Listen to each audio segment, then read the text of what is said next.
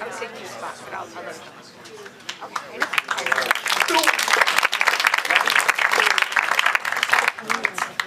Good evening and welcome.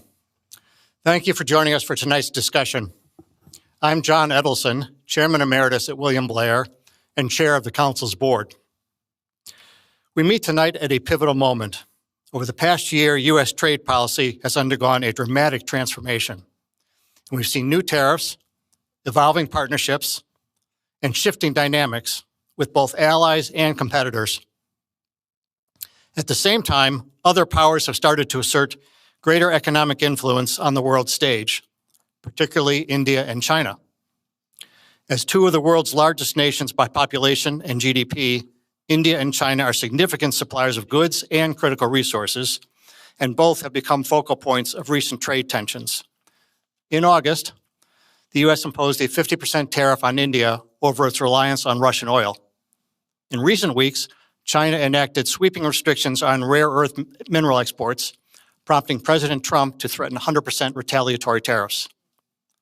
The decisions being made today have serious consequences for daily life, affecting what we pay for goods and whether we can access them at all. The Chicago Council has long championed dialogue on the most pressing issues of our time.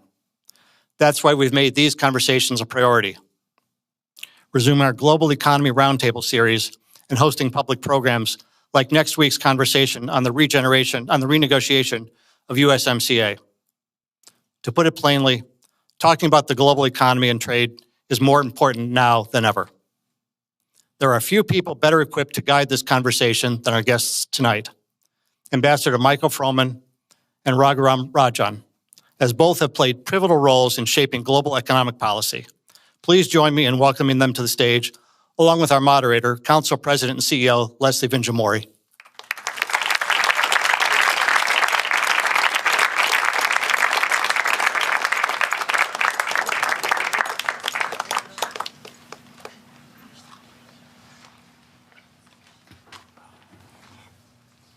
Welcome, and thank you, John, for that kind and warm introduction. It is such a privilege. What an audience. Wow. How wonderful to see everybody. It's such a privilege to welcome you to Chicago, Mike Froman, President Mike Froman of the Council on Foreign Relations. I know you've been here, and Ambassador. I know you've been here many times. The Council on Foreign Relations has a very long-standing relationship with the Chicago Council on Global Affairs. It precedes many of us, but not all of us in this room. And you and your predecessors have really done a tremendous job of making the trip to Chicago and really working with us to bring audiences together around the most important questions in global affairs.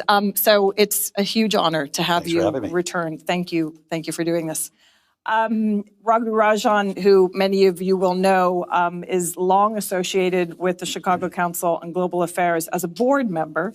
Many of you will know Raghuram Rajan for his extraordinary contributions across the field of economics through his writings on India and the global economy, as a professor at Chicago's Booth School, as former governor of the Reserve Bank of India, as former chief economist at the International Monetary Fund.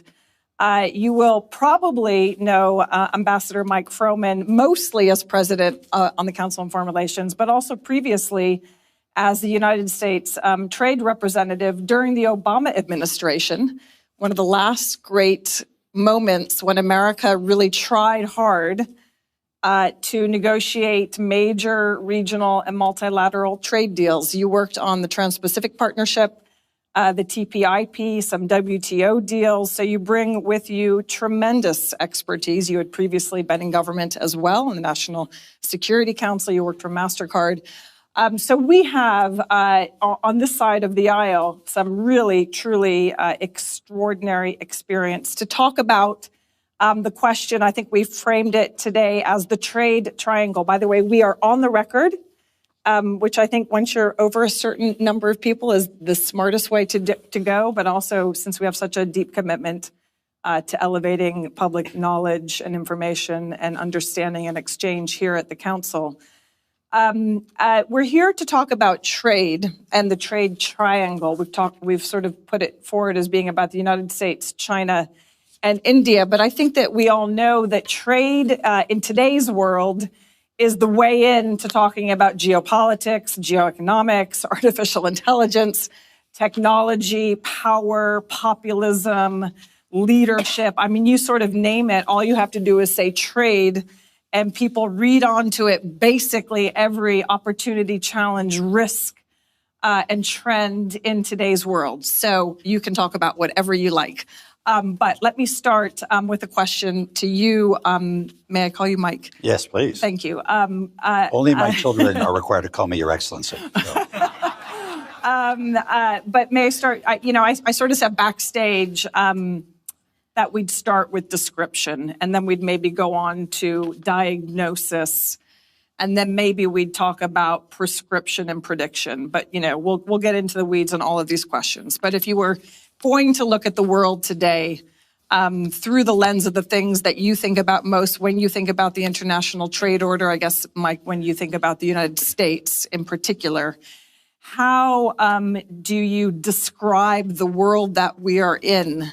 And as you're experiencing it, not only as one of the world's greatest trade experts, but also as somebody who is leading the conversation in New York and Washington and globally on trade in a very tricky political situation. Well, first of all, Leslie, thank you very much. Thanks for having me. And it's great to be in Chicago. It's great to be at the Chicago Council. And congratulations on your leadership of this great institution. We view it as a sister institution to the Council on Foreign Relations and have a good and close close relationship. Look, I look out at this audience and think when I was U.S. Trade Representative, how hard it would have been to fill 2 or 3 rows of people interested in trade policy back then. But thanks to President Trump, he's made trade great again, and that has generated a lot of interest. Where are we? What's the description? Look, I think the multilateral rules-based trading system, which the U.S. spent the better part of 80 years designing, developing, promoting, growing, attracting other countries to it, defending it, I think it's effectively dead. I think that we should not expect big multilateral trade rounds out of the World Trade Organization or any of the other sort of functions that we attributed to that system. And the question is, where do we go from here? There's lots of reasons of why it's dead. In my view, there's some design flaws to it. I don't think it was designed to integrate an economy as big and as important as China that follows a fundamentally different set of rules. And then with China following its own set of rules and now the U.S. following its own set of rules, you have the 2 largest economies in the world, 50% of global GDP, more or less, not abiding by the rules-based system. And therefore, what's left of it? Other countries may continue to abide by it, but I think it's really fraying at the edges. And without the 2 most important economies in the world participating and defending it, I think we need to look for alternatives. Okay. Raghu, your description of where we are, and maybe if you could come at it a little bit, feel free to add on what you've heard, but if you could come at it a little bit, since you've written a wonderful book on India just recently, perhaps you could come at this from the perspective of the other 2 countries in the title of today's event, China and India. Well, maybe I'll come at it more down the line. I just want to take this, was the structure flawed? And obviously it worked for a long time. And I think to the point where the emerging world in the 1980s, 1990s, very thankful for the United States for having not just created it, but persuading them to come on board. Because export-led growth was the fastest and most surefire way to grow for those countries. Now, some of you in your economics course read about comparative advantage, et cetera. The question is, as the U.S. sort of started buying stuff from others And as their manufacturing got better and manufacturing went away from the United States there, what was left in the United States, especially for those who were, those who had that job at GM or in a furniture factory making goods. And that's where I think it started slowly breaking down. And that's where Mike's point about China coming in, whether they cheated or not, we can spend a long time talking about that. But what was clear is that there was an enormous manufacturing power which came on board and competed with the United States. So if the manufacturing jobs went from the United States, what would take their place? And presumably you could argue that for the people in this room, it was high-quality service jobs, whether in consulting, accounting, design, very well-paying. It was a good bargain. You could buy the cheap stuff from China, and in turn, your lifestyle improved. The question is, what about the rest? And that's where I think moderate skilled service jobs would have been the natural one to replace manufacturing jobs. The question is, were they of adequate remuneration? Could you go from a good job at GM to these jobs? And there, I think the one question you have to ask is, did the U.S., by allowing the kind of immigration that it did at the lower end, in a sense, put pressure on those kinds of jobs? Those jobs could have been more, if you talk to economists, they say, oh, we'll see no correlation between immigration and remuneration. But you think that there must be something over a long period of time. And the question is, were those two, open trade and open immigration, especially at the lower end, something calculated to put pressure on a group that has become much more dissatisfied and that both parties are to some extent catering to when they talk about, good union jobs, et cetera, et cetera. They're trying to bring back the past, but they didn't allow one way that this group could have benefited. And the question is, are they trying to do it in a different way now? Before you jump in, I want to focus on this very specific part of this question, and feel free to add to it. And it's the 2001 decision to bring China into the World Trade Organization. The last time I heard Bob Zoellick speak, it's been a few years, he still does defend, as I understood him, the responsible stakeholder thesis, which has been largely discredited in expert circles, that China would, liberalize and play by the rules if it was allowed to be part of the WTO and, brought in more generally. And his argument is that we're not really thinking about how things would otherwise have turned out. It's not, you can't just look at, what China didn't do when it was in, but if it had just been left out, what would have happened? So I wanted to really get your thoughts as somebody, I don't know where you were in the run-up to 2001, but I bet you were in this debate. How do you consider both that decision and its consequences? So first, I very much agree with Raghu's assessment, and I think that I just would add one more dimension to it, which is a geographic dimension. Because and it goes to your question about the so-called China shock, what happened when China joined the global economy. The benefits of globalization were broadly shared and rather invisible. Nobody walks out of a Walmart and says, "Thank goodness for the World Trade Organization." I do, but nobody else does. And the costs of globalization were very visible and acutely felt in particular communities and particular geographies. So the one factory town that lost that factory, the theory was investment, creative destructionism, new jobs would be created. And that's true. New jobs were created. We have relatively low unemployment rates. We have relatively high labor participation rates that have fluctuated a bit. But it wasn't necessarily in that community in a timely fashion that mattered. And so you had unemployment, decline of a town, opioid use, unmarriageable men, social diffusion, the social contract, began to fall apart. And I would argue, and David O'Toole and Gordon Hanson have argued this as well with data, rising populism precisely where these sorts of actions happened. And so, we've never, and what concerns me, maybe I'm jumping to your third section of prescriptions.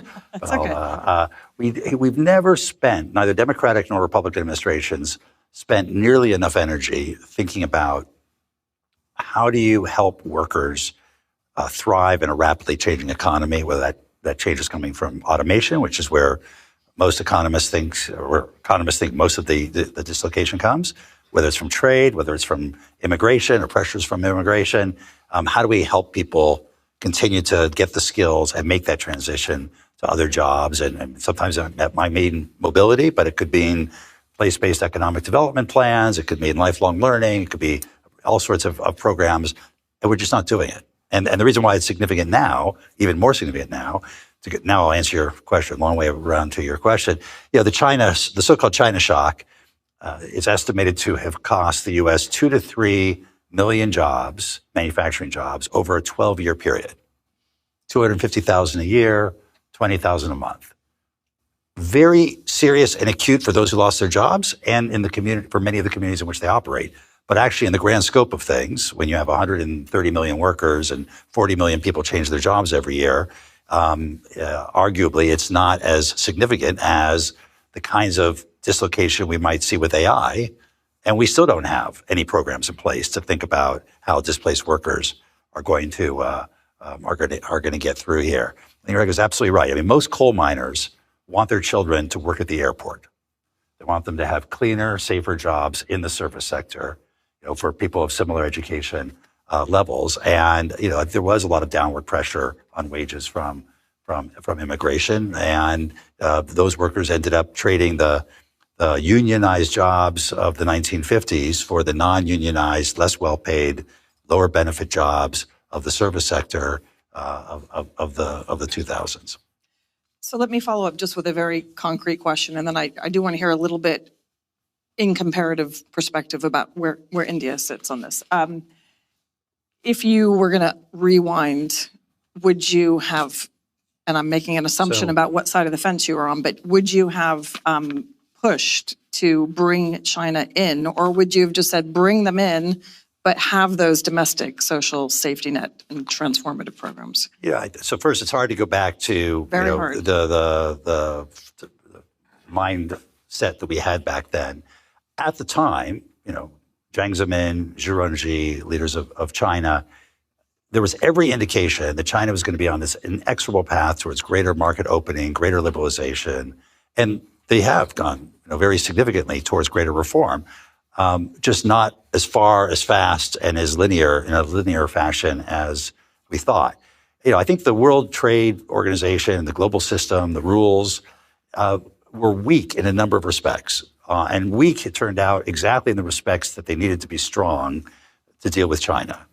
The role of state-owned enterprises, the role of subsidization, intellectual property rights protection. I mean, these were key elements of what became China's export-led strategy of becoming the manufacturing floor for the world, creating excess capacity, and then using their scale to drive competitors out of business in other industrialized and other emerging markets, and dominating those markets. And we see that today with the electric vehicles. They're on the path towards producing, I think, 20 million vehicles a year, which is the entire global demand for vehicles. Where are they going to go? The U.S. is going to largely close its market, I think, to electric vehicles. Europe, which is more ideologically committed to free trade, will, I think, still engage in protectionism, but is probably more open to having Chinese imports.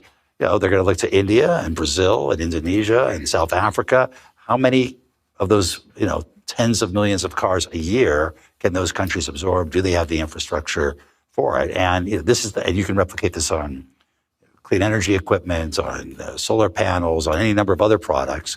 The Chinese have been quite concerted.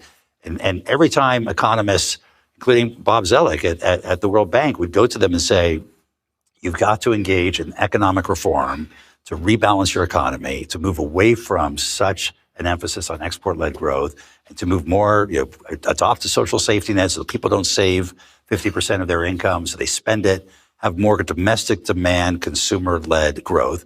And the Chinese, even just recently, even the last couple of weeks with the new plan, have basically ignored that and said, we're going to keep on growing by, being the export engine that we are, the manufacturing engine. And they're on the road to being, I believe, 40% of all manufacturing capacity in the world, which is historically, absent the end of the Second World War, when the U.S. probably was about 40%. It's never before has one country dominated global manufacturing. So let me just say one thing. The reason I asked the question is it's not meant to be an indictment. It is meant to, first of all, get at the question of, we thought about the world in a very specific way and how we changed behavior of states. Well, we did not. Yeah, well, we did not anticipate. Should we continue? Yeah. But also, China was tiny at the time. You didn't say it, but you sort of indicate it was a tiny little country relative to what it is now. Economically, as a share of the global still had a billion economy. People, but when it entered the WTO, what percentage of the global economy? I think early 2000s, it was a $1 trillion economy. But as a share of the global economy. So a tenth of the size, maybe, of the US. It's a 15th of the size it is now, which is... So it's a different... it's tiny. Volume. It's Canada. It's right. Canada at that point. Please. Well, I was just saying, with all this going on in China, we think it's a juggernaut. It's unstoppable. But it reflects the fundamental flaw in the Chinese system, right? And it's been building up. You mentioned the lack of consumption. That 2003, 2004, I remember going from the IMF to China and saying, "Hey, you guys, you got to up your consumption." But I think now there's another problem. They reformed their taxation system for the local governments. Essentially, took away their ability to raise taxes from the local population, other than primarily through land and land sales, and through value-added tax, which they get from the companies. And what we know over the last few years is land has collapsed because they've been trying to clean up the land market and stop the kind of rampant speculation that was going on. That has all sorts of effects, including the fact that the primary wealth source of households, their house, is now deeply underwater. So that also hurts consumption. But it does another thing, which is really insidious. Local governments depend on their revenues from the value-added tax they charge companies. And so now they have a much bigger stake in their company doing well. Now, earlier, this was a great source of growth for China because your local champion was supported. You broke all the rules for your local champion, so China was a great place to do business if you were in the favor of the local government. They made wonderful firms this way, very competitive, fighting against each other, and therefore moving up the value chain quite rapidly. Now the problem is they need these guys to produce revenues. And so these guys are competing fiercely for whatever markets there are. And that's where the prices they're able to charge. You mentioned the size of the electric vehicle production. Why are they producing so much? Because it's broken. The system is broken because the local governments are supporting their local champions.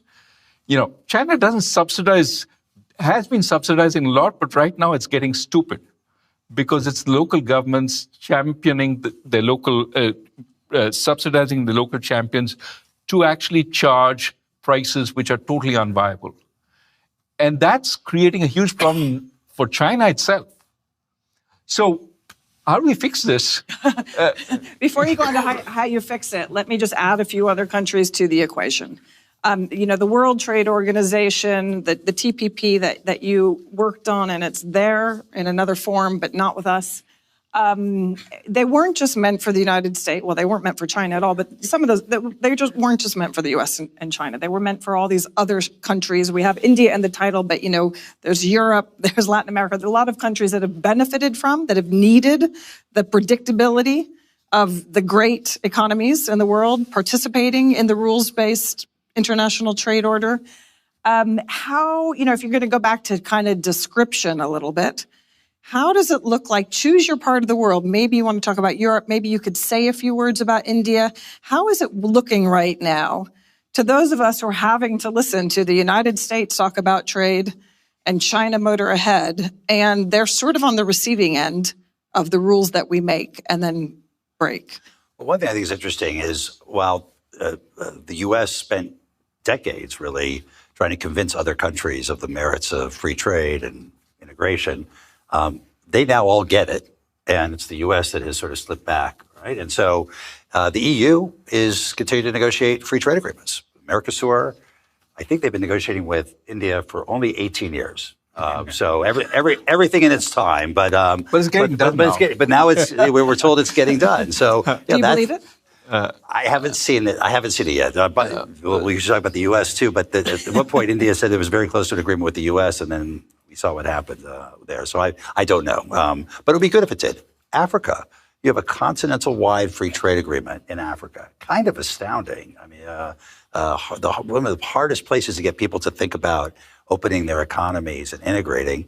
54 countries. It's not a great agreement, but they're on the road towards implementing it. And so other countries are continuing to move ahead. TPP that you were kind enough to mention, which I spent several years of my life on, and then it didn't go anywhere. But it did. Yeah, it went. So we're just not without the U.S.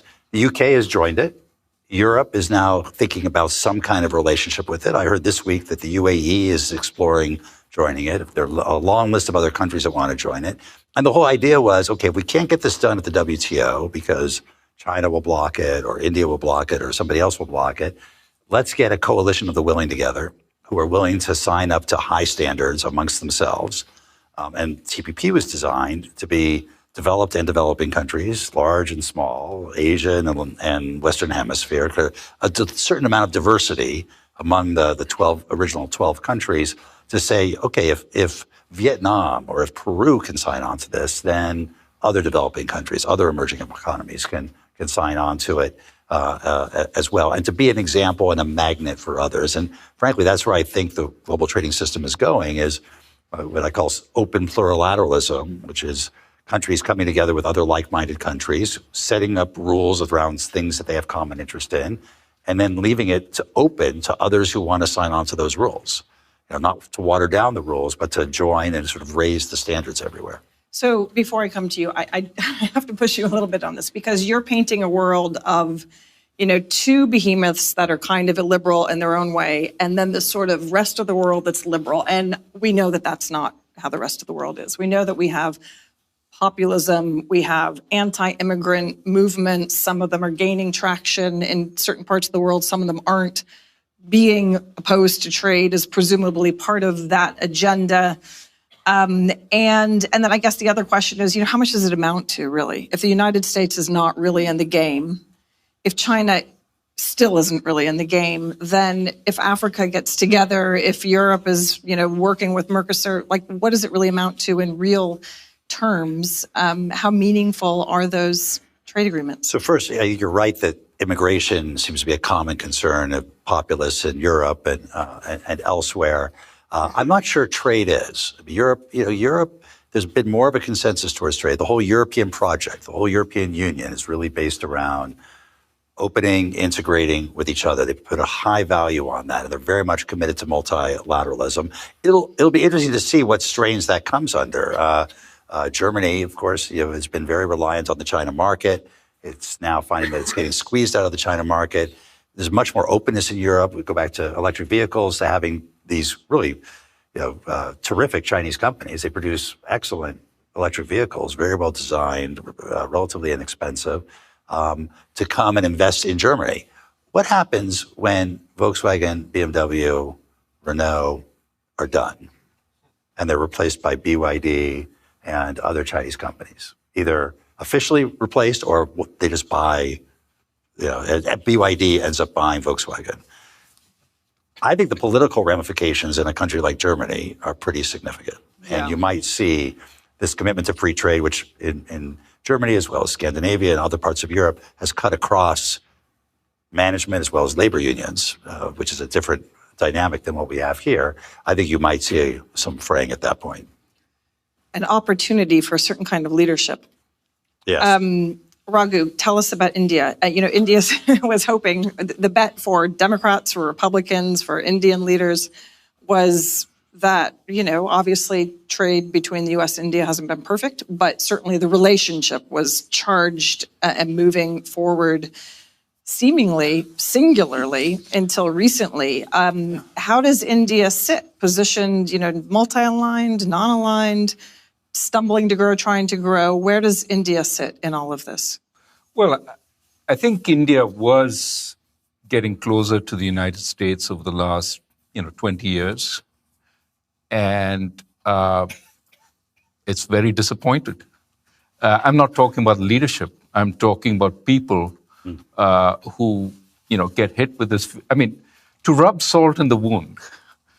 At the same time, Pakistan has a tariff rate of 19%. India has 50. Where is the friendship between Modi and Trump that was extolled? And that it's a slap in the face for Modi because the Indian opposition is asking him, "Where's your friendship? What were you talking about? Was it all?" I think it's one of those things where I think they'll figure out an agreement.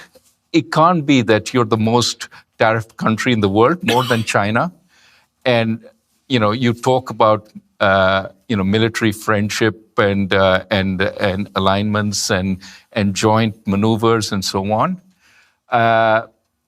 So I think they have to come to an accommodation.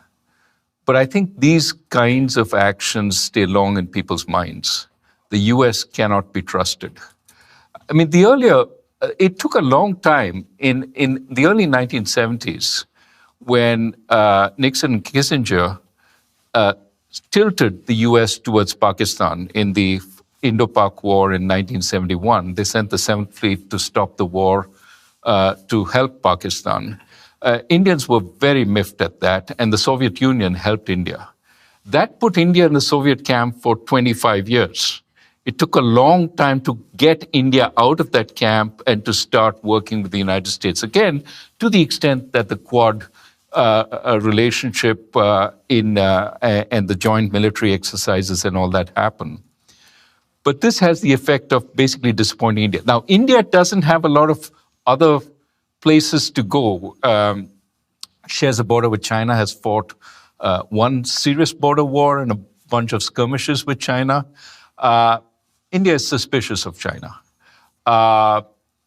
It's also very worried about Chinese goods coming and swamping India. It's happy for Chinese investment, but it wants to be a little careful about becoming dependent on China. India is good friends with Japan, Australia. That parts of the Quad can sort of be relied upon, but it wants to build a relationship with the United States, and very disappointed that it became transactional. Can you say just a word about what the impact of the tariffs on India have been domestically within India? Has that impact been felt yet, or are we waiting for it? Or so it is felt across different industries in different ways. So Apple assembles cell phones in India. The value added is relatively small, and they may have gotten a waiver. By the way, a lot of firms get waivers in these if they can persuade the administration. It is to the administration's interest to allow the imports. So Apple, not hugely affected. An Indian textile manufacturer selling goods into the Christmas season, it's terrible. I have a friend whose work has just stopped because she can't sell her dresses to U.S. stores with a 50% tariff. It doesn't make economic sense for them to continue buying. Now, those relationships, once disrupted, are hard to build back because somebody else has taken up the slack, in Bangladesh or Vietnam. And so it's something that will have costs. And it's typically small and medium enterprises that will bear that cost. And the longer this lasts, the more it becomes a permanent rupture. Mike, the domestic costs here in the United States of the tariffs, how would you assess those now?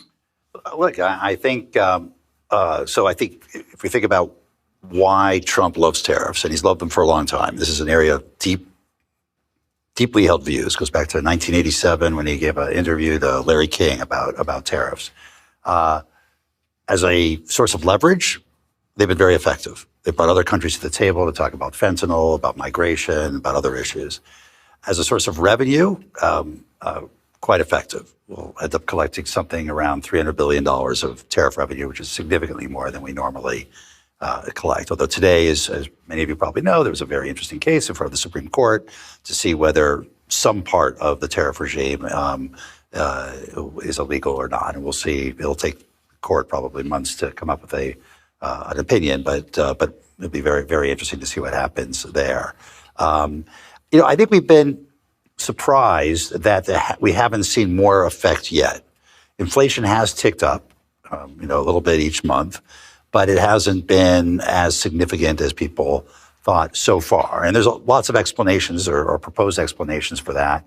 The tariffs, Trump is wrong. President Trump is wrong when he says foreigners pay it all, but foreigners have paid some of it. If you're Walmart again, you have a lot of leverage over your suppliers. You can get your suppliers to eat some portion of the price increase. Importers pay some of it. And we should see that in the earnings of U.S. companies that have to import their product. Haven't seen a lot of that yet. Some, GM took a charge, I believe. Others have taken a charge. And then consumers pay for it. And I think we just put out a chart, I think yesterday, that shows over the last 6 months what percentage is being paid by each. And the percentage being paid by consumers has gone from 20% to about 60%. So consumers ultimately will end up paying for it one way or the other. And whether it adds to inflation or it's a step change in prices that then sort of flattens out, I think economists will have varying views on it. It's also likely to lead to productivity decreases. We have data. In 2018, the Trump administration imposed 25% tariffs on steel and aluminum. 2 years later, we had 1,000 more steel workers and 75,000 fewer workers in industries that use steel, in manufacturing industries that use steel. And productivity of those steel mills was 30% less than it was before. So, you can't overrule the law of economics through executive orders. Right? Ultimately, it sort of comes through. It may take more time, and even on tariffs, there is a view that it may take a couple more quarters for us to see the inflationary effects. Effects on growth maybe take even longer. But it's hard to deny that if you're raising that this system we're going to be living with for a while, for the foreseeable future, is going to be more expensive, less efficient than the system that we had before, and those costs have to show up someplace. And, just to add to that, you are now today in the great state of Illinois with a lot of farmers who, as I understand it, from our members of Congress who have spoken here, Congressman Quigley and LaHood were here not so long ago, and the impact on those who are in the soybean sector of our economy has been significant. And that was one of the issues that President Trump and President Xi discussed, and China agreed to start buying U.S. soybeans again, but we'll see. As we said, those days and months have real impacts. Absolutely, the relationships do. Once they develop relationships with Brazilian exporters, it's harder for the U.S. to get back into the mix. Critical point here, and we had a call earlier today where somebody made that comment, that exact comment. That it's not just the cost, it's the market share that you're losing. You don't go back. That those don't just flip back. So I want to, before we open it up to the audience, I do want, now, so we have this trade order that's looking very different for a variety of reasons. And notice that we really haven't talked about the president. We haven't needed to talk about, we've talked about him through the lens of the tariff policy, but there are a lot of other things going on that we've gotten at. And now we have, of course, this question that you alluded to of artificial intelligence, which is another moment of potentially creative destruction with huge social costs. And we have, and this both of you have written about just in recent months in foreign affairs and foreign policy and elsewhere about how you fix this. And can we look to the rules? Can we look to our institutions? Should we do different kinds of deals?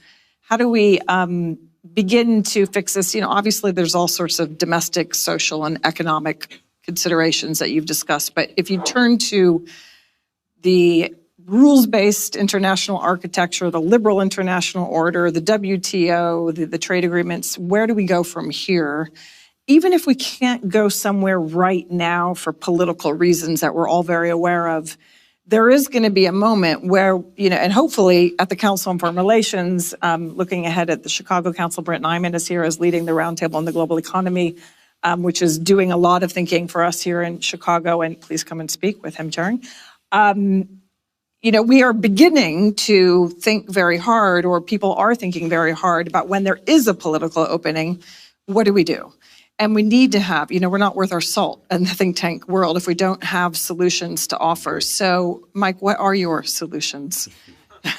Well, we're like you, we are launching a whole series of efforts along those lines of sort of future of American strategy across economics, defense, foreign policy, alliance management, adversary management, nuclear, et cetera. Precisely because, as you said, we're going through, a pretty grand experiment at the moment, a huge disruption.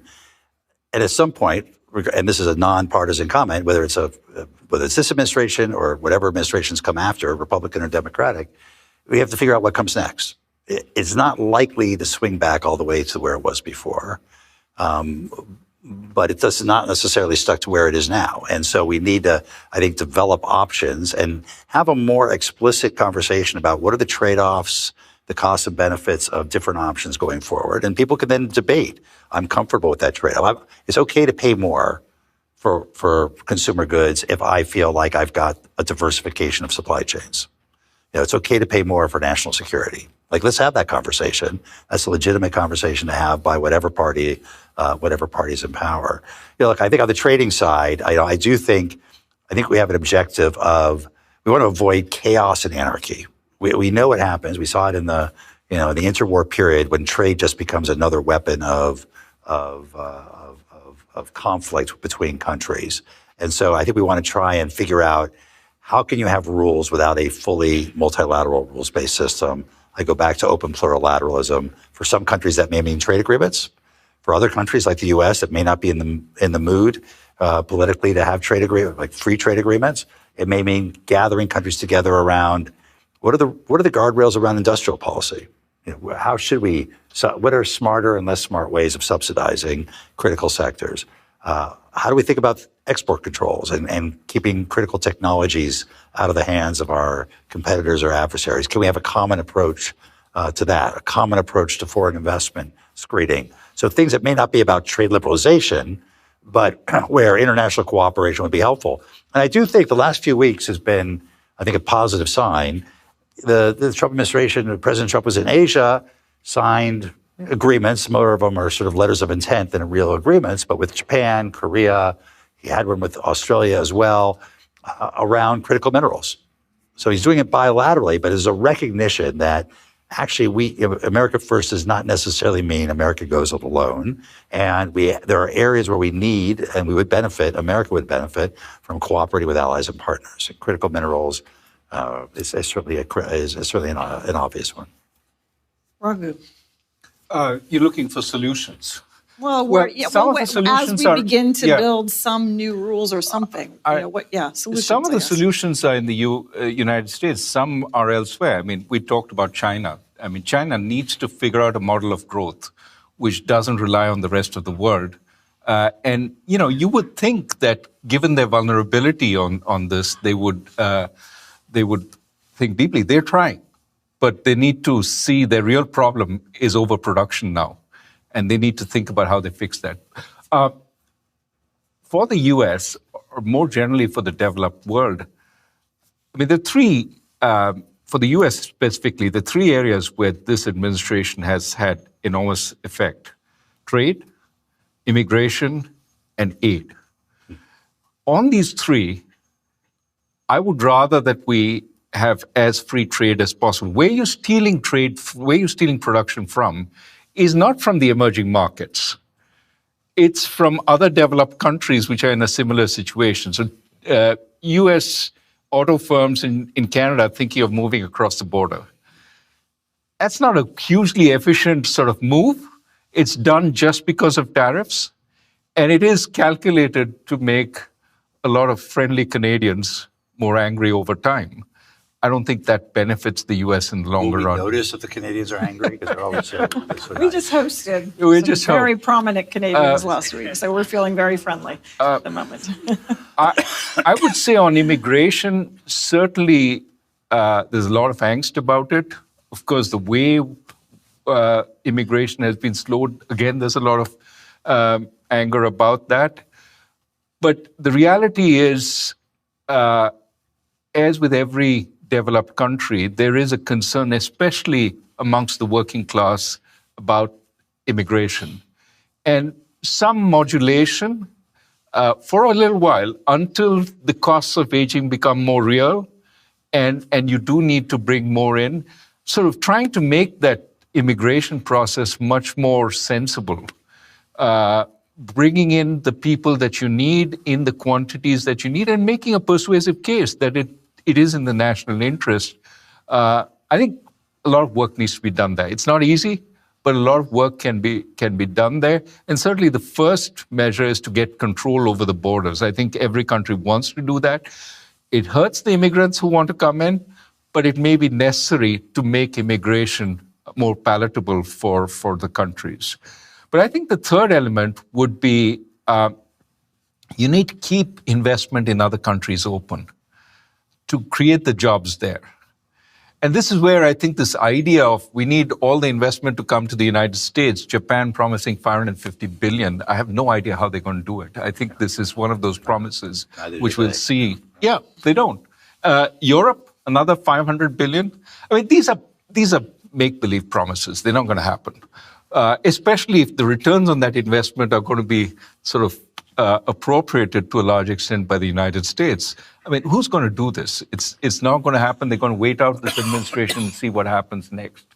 But I think the idea that you need to invest in the rest of the world so as to create jobs there also is not a stupid idea. It worked reasonably, not hugely, but reasonably.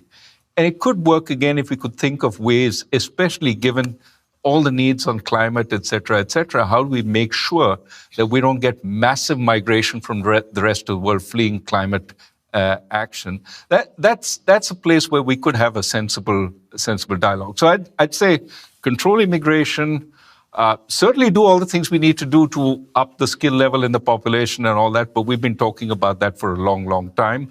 Keep trade reasonably open because it's also what keeps people from migrating from their places because they have jobs there, and try and allow for investment across borders. This is, it's a little waffly, but otherwise I will say education, but we've been saying that for 40 years without.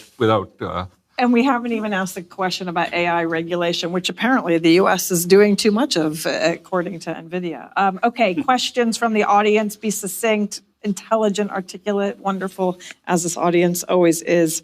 I'll come to the gentleman in the very front row. Ende, I think there's a mic coming to you. Andy Zemanides with the board of the council.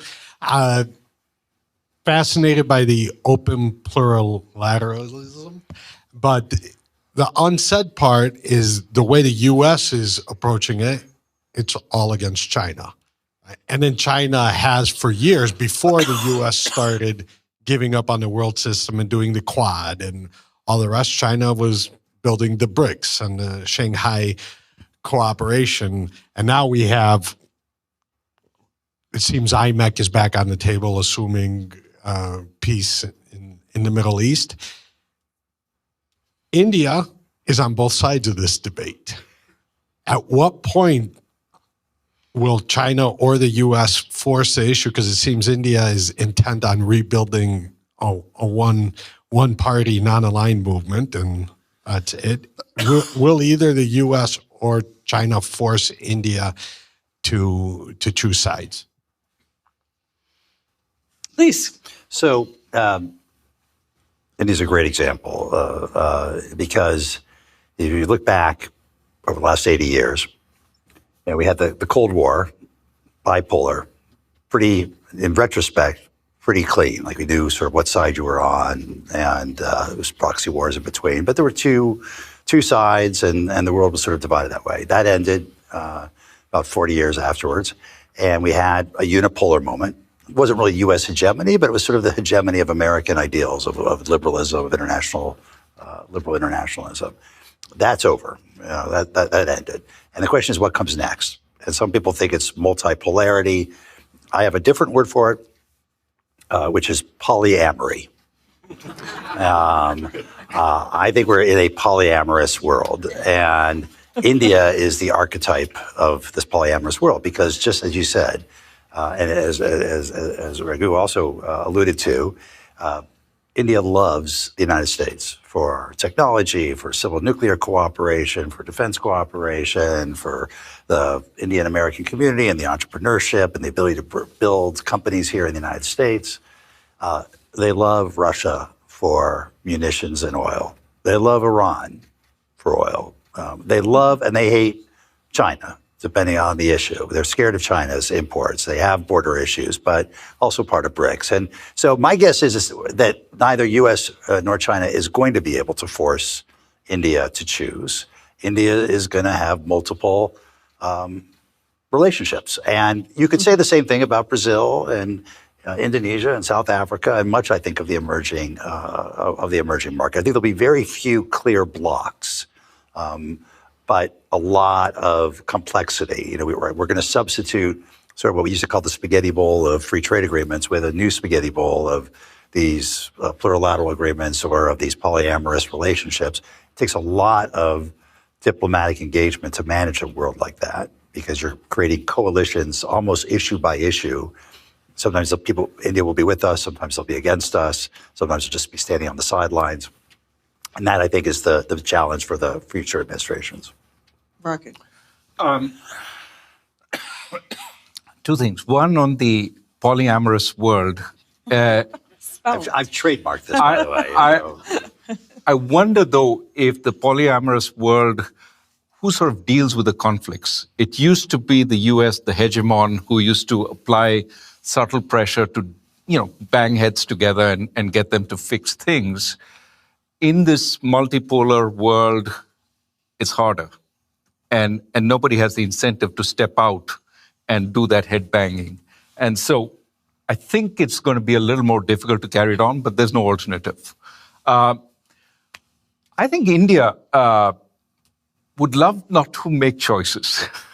Be friends with everybody. But I think if push came to shove, does it really sort of think Russia has a future? Does it really think that a strong relationship with China is the future? I think if you just looked at values and look at values beyond the current administrations in the two countries, I think there's much more commonality in values between India and the United States than between India and China or between India and Russia. And so, administrations on both sides need to build on that. If it just comes down to transactions, which currently both the US and the Indian administration are very focused on, then the commonality becomes much less clear. But when you look at values, look at longer-term sense of commonality, I think the US is clearly India's long-term sort of partner. One more thing, which may just contradict everything I said before. If you look at the president's recent trip to Asia, one of the agreements he signed, which hasn't gotten a lot of attention, and comes closest to being a real trade agreement, is with Malaysia. Mm-hmm. And one thing that was interesting in it is we used to go to ASEAN. ASEAN would say, don't make us choose. We can't choose between the U.S. and China. China is our neighbor, it's number one trading partner. And actually, the president's saying, you're going to choose.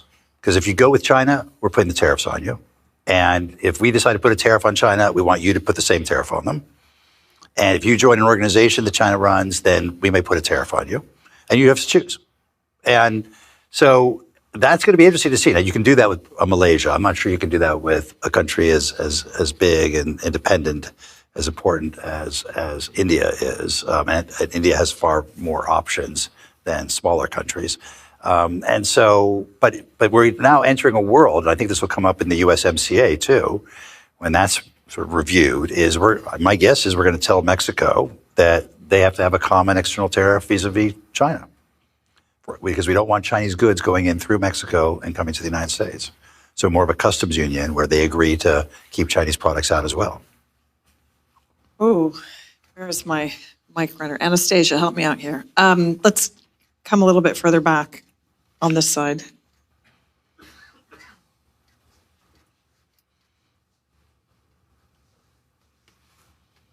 My name is Kostas Polkidis. I'm an attorney with Greenberg Trog. You mentioned today's the U.S. Supreme Court heard arguments on the constitutionality of President Trump's tariffs.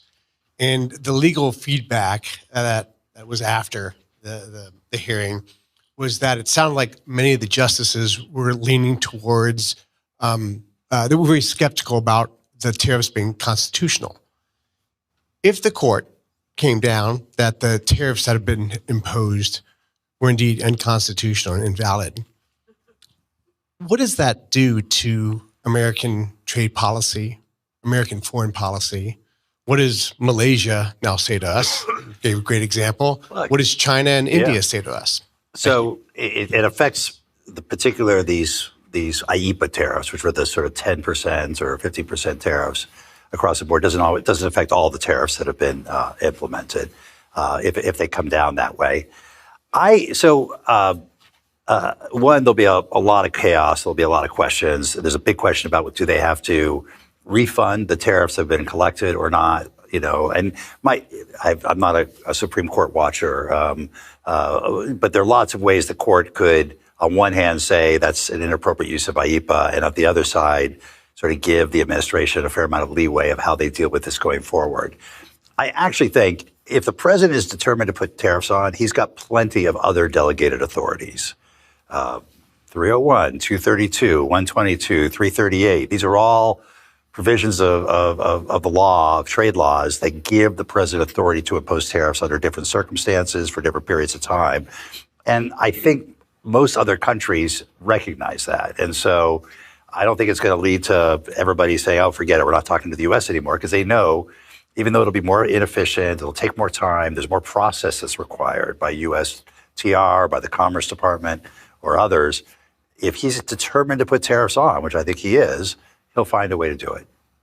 So my guess is other countries will say, okay, we're not tearing up all of our agreements. Maybe it gives them a little bit more leverage to try and get something, better than what they had before. But we're going to be in a higher tariff world, one way or the other. Towards the back in the middle. Yeah, that's not very descriptive.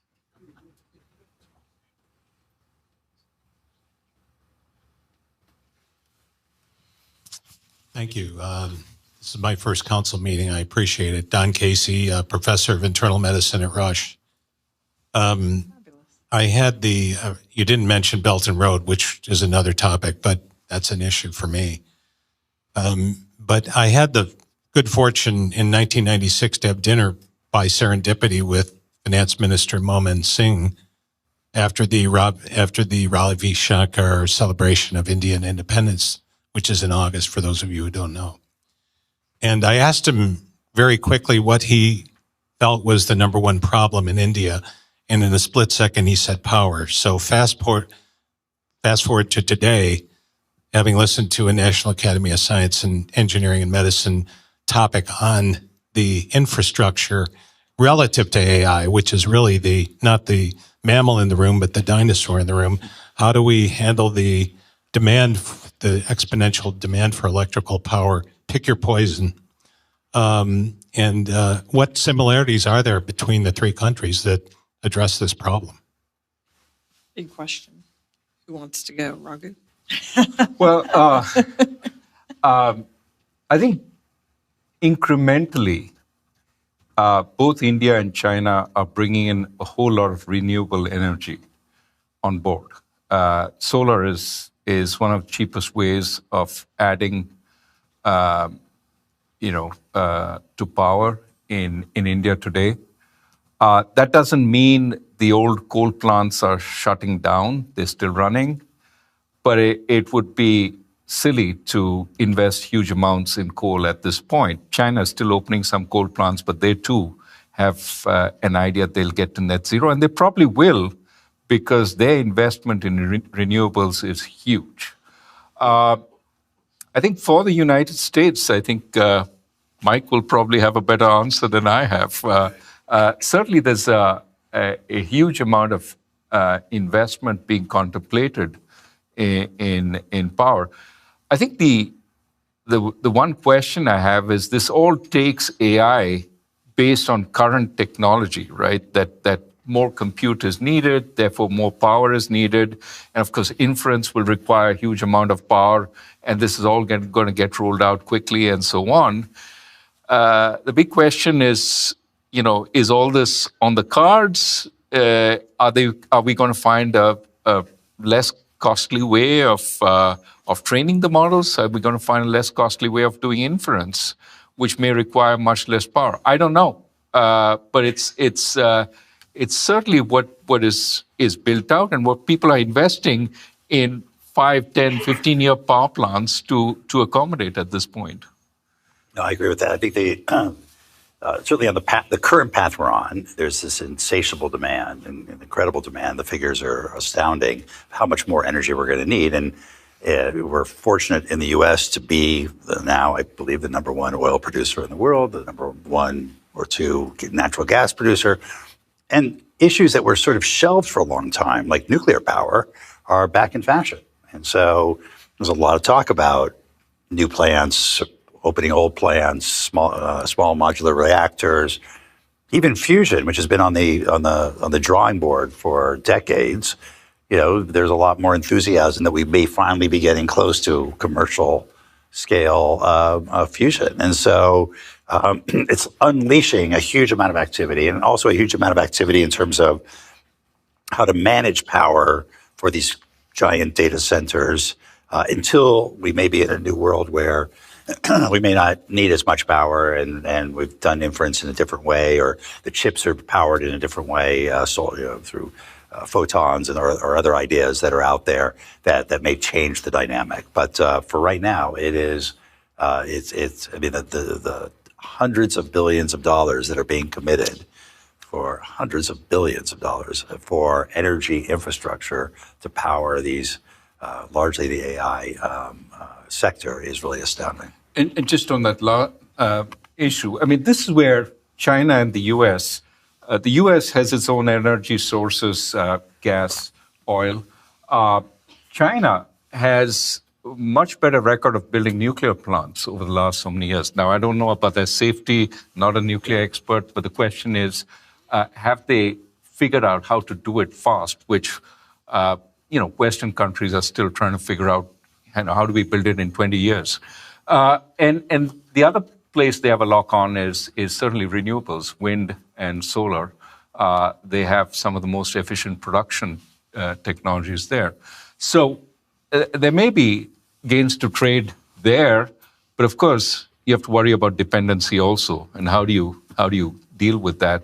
Energy is going to become, as you said, one of the big issues going forward. We're coming to the end. We're at the end. I'm going to ask you one final question, really short answer, just to kind of draw it to a close. If there is a change of when there is a change of U.S. leadership after the next election, and if it is, if the next leader is from the other side of the aisle, how much will U.S. trade policy change? I'm going to let you go last because you're the guest of honor from outside of town. Raghu? I think there's. I'm going to give the economist answer. It depends. I think you want to see the Brexit showed up in the numbers 5-6 years after Brexit happened, right? Then you saw the effects on the United Kingdom. It depends on how fast the effects start showing up on growth. If they start showing up, there's a sense of maybe this wasn't such a great idea. I think then there may be some push to reverse it. If it's mild and not very noticeable, it's very hard to pull it back for the U.S. Because that we means have the money. still more disruption, but it also there will be vested interests who've sort of invested based on the tariffs, and they will fight to keep them in place rather than let them be removed. I agree. I think there's likely to be less change, maybe at the margins, some of the more extreme actions. The tariffs are easy to put on and hard to take off for all the reasons that Raghu said. You get constituencies of interest pushing for them. And when you take them off, you're seen as being weak on trade or weak on China or, not defending America. And so, the Biden administration didn't take off any of the first Trump administration's tariffs and added a few on top of them. And it's still sort of unclear whether they made sense or not. That's the domestic answer. I think the international piece of it is I don't think we're going to see a revival of the multilateral trading system unless and until the major economies have a consensus about how the global economy is to be structured. And right now we're not having that conversation with China. We're not really talking about the drivers of our differences over economics. We're talking, it's kind of remarkable. If you look at the last summit meeting, it was fentanyl, soybeans, and TikTok. Like, how did the relationship between the two most powerful countries in the world come down to, a social media platform, a drug, and one ag product? So, but that's considered progress. So we have a long way to go until there's a consensus. If there's a consensus, then you might see the rebuilding of a system. This has been tremendous. This is what expertise looks like. Thank you for sharing your expertise with us. Two extraordinary minds on many things, including trade. Thank you for making the Thank you trip, for having Mike. us. Thank you for doing this, Roger.